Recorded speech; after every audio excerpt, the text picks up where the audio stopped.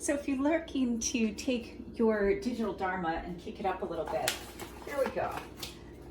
This is an entire kit. I'm just showing you what comes in it, right? You have your clicker, your remote, and you have your tripod.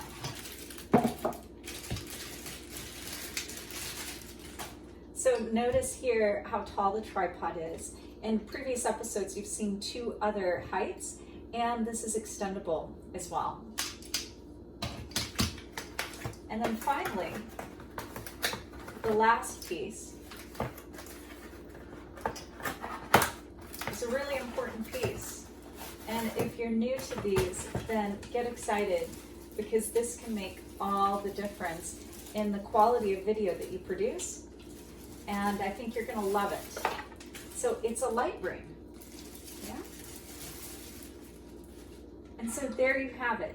These are the component pieces.